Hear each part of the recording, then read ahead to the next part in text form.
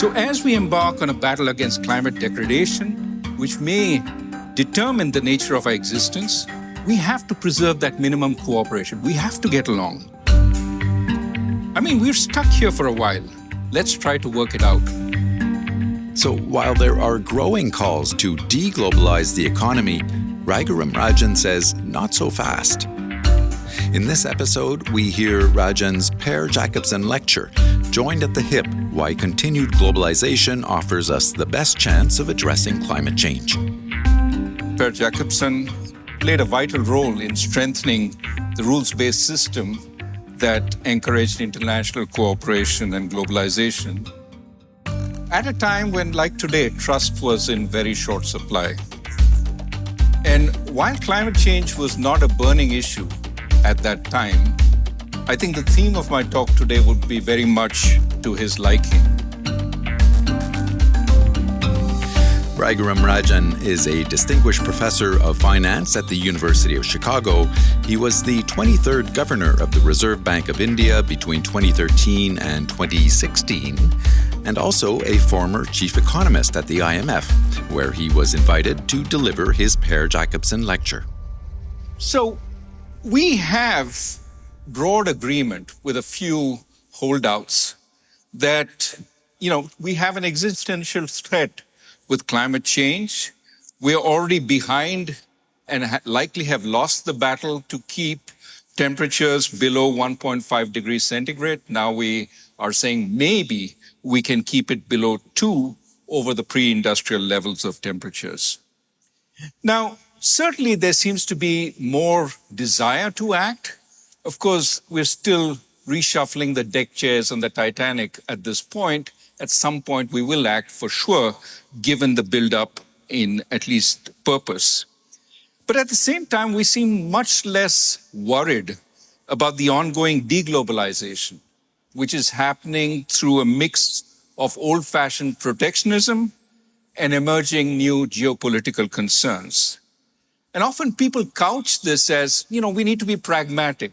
We need to worry about what works and not be idealistic about a globalized world.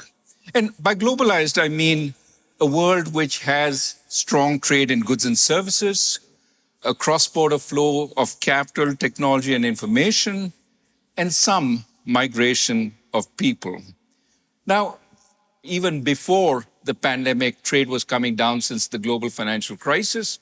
If you look at protectionist measures, you will see a big ramp up in protectionist measures during the pandemic relative to liberalizing measures. So people say, well, let's put all our capital on climate change. That's the real problem. And for sure, it is the real problem. But I would argue that we do need globalization also, because deglobalization will make climate action much more difficult. And that's why the title of the talk, Climate Action and Continued Globalization, are joined at the hip. So what I want to talk about today, very quickly, given time, is why climate action needs globalization. Let me try and make that point to you. Some of you will be convinced it's the unconvinced that I need to focus on. But even after I make that point, we have to ask, why is there a pushback on globalization? Why is globalization unpopular?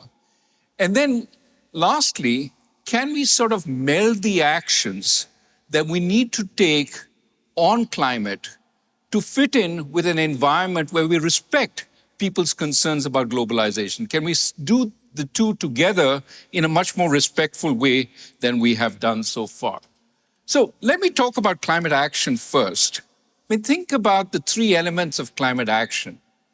First, mitigation, which is reducing emissions. Second, adaptation, which is if we aren't able to reduce emissions enough to prevent serious climate change, and almost surely that is the case, then countries have to adapt, possibly by moving away from certain kinds of activities, possibly by moving away from certain kinds of regions. But if we fail on both mitigation and adaptation, what is left is migration. And already people are talking of enormous numbers of people who will have to migrate from South Asia, who will have to migrate from sub-Saharan Africa into the less climate-affected north. If you think about it, historically, migration has always been the solution to climate change in this world. It happened 5,000 years ago, 10,000 years ago, but it's always been the solution. Today, it's much less of a solution because we have political borders. And therefore, we have to work much harder on the first two, which is mitigation and adaptation, keeping in mind that ultimately, if we fail on all those, the only solution will be mass migration. So let's talk about mitigation. Why that needs global action? Well, clearly we need a global agreement on mitigation. We're not anywhere close to such a kind of agreement. And if you think about the basics of negotiation theory, the more bargaining chips each side has, the easier it is to make a deal. Global flows of any kind, whether it's investment, capital, financing, or trade, offers a variety of chips. Here's a technology transfer in exchange for more emission cuts. Here's easier financing if you promise to cut down on coal. Those are the kinds of bargains we need. In a more isolated world, those bargains become harder. That's the obvious point. Less obvious, dialogue and exchange increases information and reduces misunderstanding. How much do we know about North Korea? Nothing, because we don't have that much exchange. We do need information. When we have global agreements, we need information for monitoring. Monitoring people's climate actions will be an enormous undertaking. And that will require open societies where you can actually check on factories. How do we get that if we isolate each other? Now, I do note that today we're talking about the dangers of being dependent on each other, right? Germany can point to the dangers of dependence on Russia. Buying gas and being totally dependent on it is a problem. That is indeed true. You don't want total dependence. It's equally true you don't want total isolation like North Korea.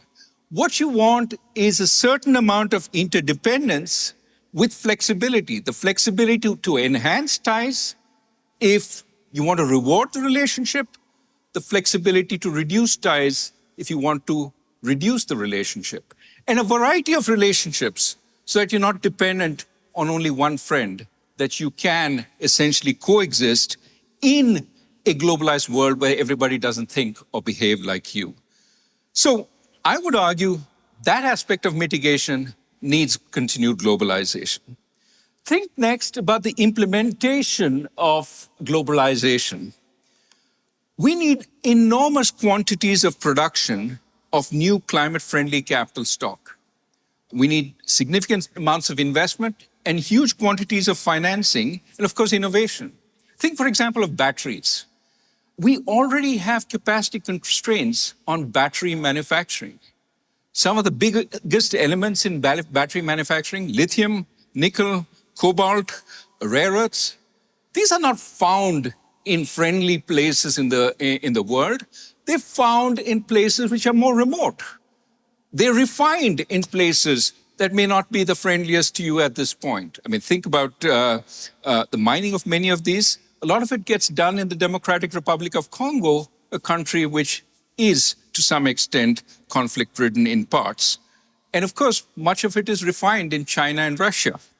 And so how much would global battery production be constrained, even hit, if the sourcing for these commodities could only be domestic or from some friendly neighboring country?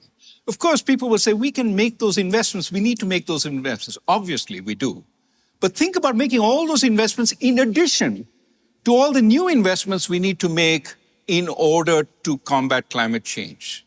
Wouldn't it be easier if we kept some modicum of global ties so that these global supply chains could survive? Put differently, deglobalization will increase our costs of any kind of climate action. The threat of deglobalization through friend shoring, after all, who's a friend? Friend today may not be a friend tomorrow. If you need to make long-term investments, the threat of deglobalization, the threat of sanctions, limits investments seriously. And as a result, that investment is not going to be made, especially in poor developing countries where government stability cannot be taken for granted.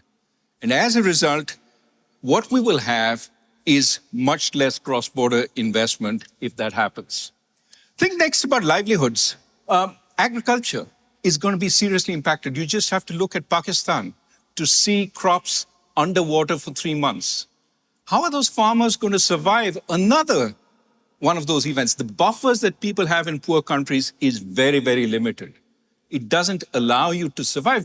And the government doesn't have the resources. As we know, the government is talking to the IMF. It doesn't have the resources to help its people survive these climatic effects.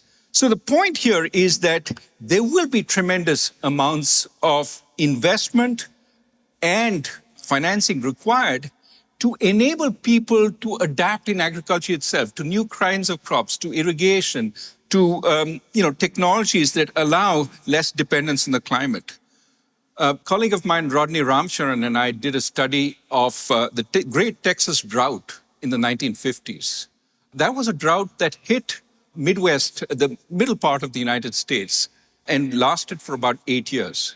And what we found was that communities which were richer and communities which had access to financing could invest more in technologies like tractors and irrigation, had higher productivity, and most important for the sequence I'm talking about, had much less outmigration during that period than communities which were poorer, which didn't have access to financing. Broader point is climate adaptation will require financing. For poor countries, much of it will be from outside. And again, deglobalization prevents investment because we don't know what's going to happen, prevents financing. And of course, many will have to move out of agriculture. If you don't want them to move country, you want them to move to more productive areas within the economy, which means manufacturing, which means services. And today, the single most important way out of agriculture into manufacturing and services is, of course, export-led growth.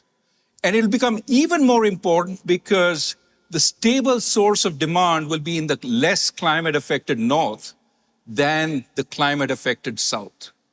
So if you want those countries to move out and to have sensible livelihoods other than agriculture, you have to keep the globalization lifeline open. Otherwise, they simply cannot climb out of poverty, and the only thing they will do is head north in other ways. So that's as far as livelihoods go. We have all this talk about supply chains becoming more fragile, have to be resilient to climate risk. Well, think about the best way to render a supply chain immune to climate risk. It is geographic diversification. Don't put all your supplies in one country. So the answer is not friendshoring. The answer is not homeshoring or nearshoring. The answer is global diversification so that you can raise production in other parts of the world when some parts of the world are climate affected. One example of this geographic diversification, the merits of it, comes from our reaction to the pandemic. Remember, in spring of 2020, the one country that was unaffected by the pandemic was China. And China could ramp up production when the rest of the world was shutting down, could ramp up production of face masks. It increased the production from 10 million masks per day in March 2020 to 100 million by May 2020. In the spring of 2020, it exported more than 3 times the number of masks that had been made in the entire world in 2019. That is the benefit of globalization. There's some place which is unaffected, which can ramp up production when the rest of the world is affected. Of course, China's making a mistake now by not taking the vaccines that were developed in the West to vaccinate its population and is suffering from its protectionism. Again, another example why globalization makes sense. Now, of course, markets also. It's not just supply chains, it's markets. The most resilient markets are global markets. They're the ones that are going to be least affected by some kind of small-term supply shock here or there. Think about what's happening in Europe. What's the market that's not resilient? The market for gas, because that's a narrow market. What's the market that's much more resilient? The market for oil, because that's a global market, and Europe can tap into that. You can make the same kind of example for food. Trying to make it local, trying to make it regional is a losing game there. Having a global market is the way to make it more resilient to short-term supply shocks. Let me turn finally to migration. Remember, mitigation, if it doesn't work, adaptation, if it doesn't work, migration. Canada, Greenland, Siberia, large empty places in the world will become much more attractive to inhabit as we get global warming. Now, if we have uncoordinated migration as it has been so far, we're going to have a lot of pushback. Climate refugees will move to the richest welcoming country until that rich welcoming country becomes welcoming no more because it's overwhelmed by people coming there. And this will result in much more hostility. It will be a poor way of doing migration. What we need is much more coordination in migration. We know where the climate refugees will start coming from. We need to start paying attention. What kinds of skills do they have? What kind of skills do they need? What kind of places are they going to be most acceptable? And I want to argue that there's a demand in rich, aging countries for people, but people of the quote-unquote right kind, people who can come in and provide sort of contributions to the labor force, etc. Why not start that market now in preparation for the climate refugees that will come 20 years, 30 years from now? Create a global market in people to serve the aging Germanys of the world, to serve the aging South Koreas of the world, to serve the aging China of the world, and start creating some self-interest to getting people from outside to keep your economy going. Down the line, you are prepared for a market which will be necessitated. You can't erect border walls to keep out climate refugees. The kind of horrible future they will have itself will create a moral compulsion to lower those walls. But over and above that, they're not going to stay outside. They will find every which way to scale the walls. So this sense that somehow we will manage, we're going to be mildly affected, but we'll keep out the rest of the world, which is severely affected, that's a pipe dream. It's not going to happen. And so we should start preparing for it. I can see people smiling when I talk about a global labor market. It is our future. We have to keep in mind that's going to happen. Yes, we have parties in every country which say no immigrants, et cetera, et cetera. That's the reaction right now. But we have to imagine a world not now, 20 years from now. But again, I want to say migration is the last resort. Let's try and do mitigation and adaptation in a serious way before knowing the consequences if we can't do it. So let's go to why globalization is unpopular, and then let me try and give you a few ideas on how we can do climate action without sort of violating some of these rules. So one of the reasons globalization is unpopular is because we have a lot of global rules.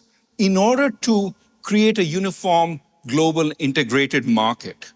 And of course, people cry that this violates democracy. Think about the European Union.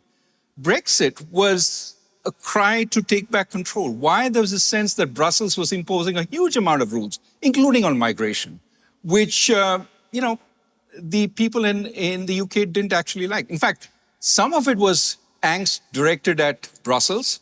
Some of it was angst directed at London. London is too big and too controlling in the UK, which is why the Conservative Party came back with levelling up and so on. But uniform global rules diminish democracy. That's one concern against globalization. I'm, of course, acknowledging already that globalization creates winners and losers, and we've done an awful job in helping the losers. We need to do a better job. Some countries do it well, the Scandinavian countries, for example. We need to do a better job everywhere. But apart from that, there is this very real concern that it diminishes democracy. It also increases inequality, because if the losers aren't helped and they stay in some parts of the country, in the US, it's the semi-urban areas, their communities decline. And interestingly, that inequality becomes much more entrenched than in the past, because today you need good skills to be able to take part in the global labor market. And if you have this problem that your schools are not good because there's no economic activity, the local neighborhood is plagued with drugs, with crime, you're not going to come out of that and have any chance in the competitive global world. So globalization has also increased inequality by killing the small town manufacturing while enhancing the quality of big town services. It's not only that today work is very differentiated, work will be very differentiated for your children because your children will grow up in these small towns which don't have adequate services versus the people who are growing up in Boston and Washington. The third, of course, is globalization relied on Pax Americana, which is, the Soviet Union during its time was out of this globalized world. Today we have a world where, one of the biggest sort of globalizers is China, which is inside this world. And therefore, we have to think about what the future will look like with, two strategic rivals within the globalized world. So I'm going to talk about 4 things in the remaining 6 minutes that I have and try and do this relatively fast. 5 ways to reduce uncertainty and to keep minimum flows and dialogue going. What I worry about tremendously is we break up into regional blocks that don't talk to each other and where people have to choose an East Asian bloc, a North American bloc, and maybe a European bloc in the middle. But countries in the South Asias, the Africas, have to choose. Do I belong to the Chinese bloc, the East Asian bloc? Do I belong to the North American bloc? We need the world to remain connected so that a minimum level of dialogue, flows, investment takes place. And I would argue to do this, let's do a few things. Follow subsidiarity. Let's not impose too many decisions from the center. Let's do the minimum that is required so that there is a sense of democracy, of local control over many decisions. Second, let's try and keep the minimum flowing. Let's not try now to impose rules on, detailed trade agreements. Let's at least keep the world from stopping all these activities which are already going. Some minimum level of trade and investment, let's make sure that is protected. Third, let's look for new wins. I'm very firmly a believer in the bicycle theory of reform. If you stop, you fall off. You need to keep going. What is the new area which we haven't reformed? Services. Let's find ways to liberalize services to move forward. At the very least, it'll make the opponents of globalization go attack that, not the existing manufacturing. At the very best, it will create all sorts of new opportunities for us. And fourth, which goes without saying, reform multilateral institutions. I'll refer you to a very good report by the Eminent Persons Group. There are lots of details there. So let me talk about the first 3 and skip the 4th. What is subsidiarity? Subsidiarity is decisions should be taken at the lowest level at which it can be taken. Okay, so you push it down at the lowest level at which it can be efficiently taken. Let me give you an example and offer a thought on that. We're talking about a global carbon tax. We need a global carbon tax, and it makes sense. All economists say it makes sense, but it's a one-size-fits-all solution. It's impossible politically in the US today to do a carbon tax. It's also unfair. Why does Tanzania have to implement a global carbon tax at the same level as the United States when Tanzania emits 0.2 tons per capita of carbon while the US emits 16 tons? So fairness also comes in. So can we do better? And here's a scheme that is fair and can be decentralized. So the world per capita emissions is 4.6 tons per capita. Let the over-emitters, those who are above the average, pay into a global fund. Let the under-emitters like Tanzania receive. So the US, which is an over-emitter, would pay 16, which is its average, minus 4.6, which is the global average. That's the excess that it does, times 325 million US people, times what I call the global carbon incentive. Let's set that at $10 per ton. Think of that as, equivalent to a global carbon tax. If that is the case, the US would pay $38 billion into this fund. And when you do the math, it turns out globally, the fund would get about $100 billion. Why does that number resonate in your ears? That is a number that rich countries promise to pay poor countries to help them deal with climate change. Tanzania, an under-emitter, would receive around $2.4 billion by the same calculation. Completely self-financing mechanism. But what is important is, aside from incorporating fairness, which is the rich emitting countries paying to the fund, the poor developing countries receive, and we do the $100 billion in financing, which can then be leveraged by private sector financing. Let's say 9-to-1 leverage. That's not unthinkable. 9-to-1 leverage would get you close to $1 trillion a year.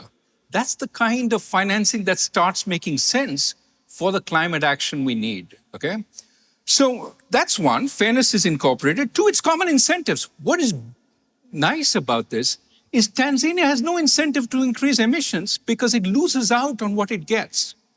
In the same way as the US also wants to reduce emissions because that would reduce the amount it pays into the fund. Everybody has the same incentive. 10 may seem low, over time it can be raised. But let's start with 10. It's decentralized. So Tanzania may say, look, I can't operate a carbon tax in my country. What I can do is ban coal. We will ban all coal emissions. That may be easier in Tanzania. Similarly, the US may say, no carbon tax, our people will not stand for it. Let us do instead incentives, as they have done with the Inflation Reduction Bill. Different strokes for different folk. All you need to do is make your payments at the national level. What you do domestically is your choice. But of course, the incentive is there to reduce emissions for everyone. And finally, why would the US pay? Well, the US is committed to already making those $100 billion in payments. But interestingly, this allocates responsibility to other countries. One of the biggest problems of the 1992 Rio Agreement, common but differentiated responsibility, is nobody defined what differentiated was. So in effect, nobody has any responsibility. What we need is a system of allocating property rights in emissions. This does it. It tells you we have a common budget. If you're eating into the budget, you pay. And you pay until you stop eating into the budget. So less is more. Let me go quickly through this. Can we, in this world of sanctions happening left, right, and center, preserve some global interaction? Can we keep some trade going in perhaps essentials, food, medicines, energy? These are things that countries need to survive. They're not necessarily strategic. Of course, we're making strategic use of energy trade now, but there's a reason to ban that strategic use of trade. So can we put some shield around these activities, including on activities required for climate action? If we shield those from any kind of sanction, that does leave chips, that does leave drones, all those things can be sanctioned. But let us preserve a certain amount of trade and investment by saying, if you violate this and start putting constraints on this, you will earn the wrath of the nations. The WTO rules will be violated. Can we form some basic rules of this kind? That certain amounts of trade and investment on critical commodities that are good for ordinary people be protected from sanctioning regimes, unless we're in open war. That would keep a certain amount of globalization open. Let me mention that in this age of cynicism, it's easy to say, no, that won't happen. Well, think about what the US did on June 10th, 1963. President Kennedy, in the midst of the Cold War, announced a total ban on nuclear tests by the United States. And in justifying his decision, remember, this was after the Bay of Pigs, this was when the US was locked in a Cold War. He urged Americans not to see only a distorted and desperate view of the other side, not to see conflict as inevitable, accommodation as impossible, and communication as nothing more than an exchange of threats. I think that's worth remembering at this time. We don't need to go down this rabbit hole of fighting. We can, certainly I'm saying don't be overly trustful, but there is a middle ground whereby you can preserve a certain amount of globalization while taking the necessary actions to protect yourself. And let me end with services.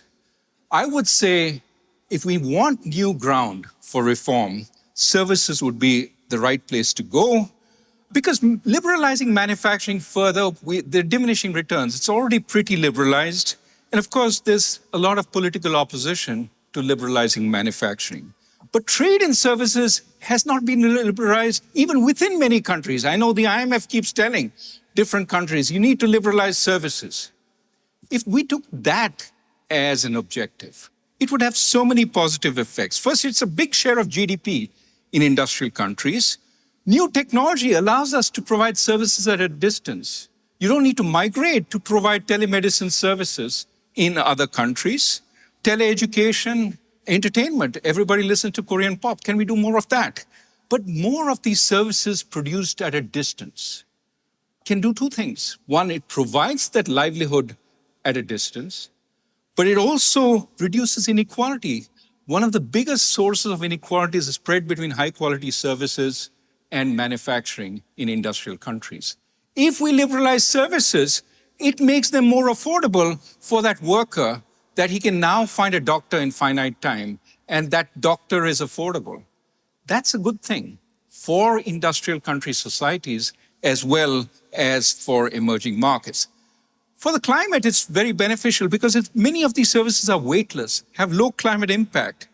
Think about the damage done to the world if India followed China's export-led growth path on manufacturing. It's impossible. But think about India following a different path, a service-led export path.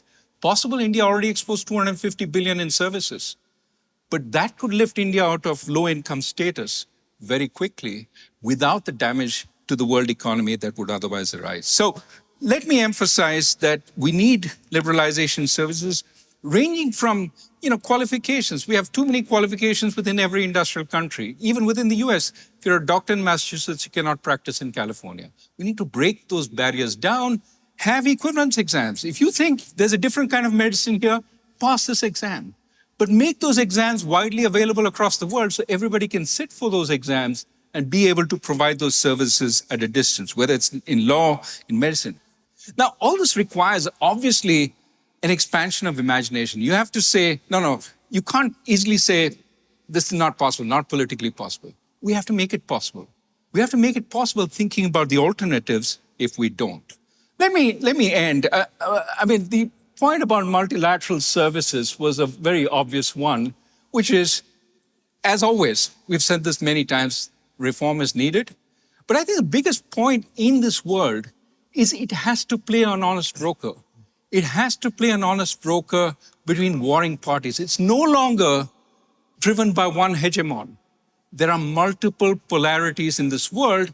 Therefore, multilateral institutions not only have to be honest broker, they also have to create the agenda, because no longer is one party creating an agenda which is credible to the other parties. It is better that independent multilateral institutions play that role. So let me conclude by saying so much needs to be done on climate. We haven't even got to base one. But we cannot afford simultaneously to deglobalize. We cannot say we need political capital. Globalization is an elite project, as is climate action. So let's dump globalization and focus on climate action. We need to spend capital on both. I want to end by saying, look, there's a larger truth. As we're being cynical, that's a larger truth that our youth tell us. There is no planet B, right? They keep saying that in the protests. And so let's get to some simple words. And I want to repeat the words of Rodney King. Those of you who are a little older may remember who he was. He was the gentleman who was beaten up by the police in 1992, precipitating the Los Angeles riots. But he said something in a press conference which was very moving. Please, we can get along here. We can all get along. We're stuck here for a while. Let's try to work it out. So as we embark on a battle against climate degradation, which may determine the nature of our existence, we have to preserve that minimum cooperation. We have to get along. Even while hoping, as we get along, we learn to like each other a little better and do far more. Thank you.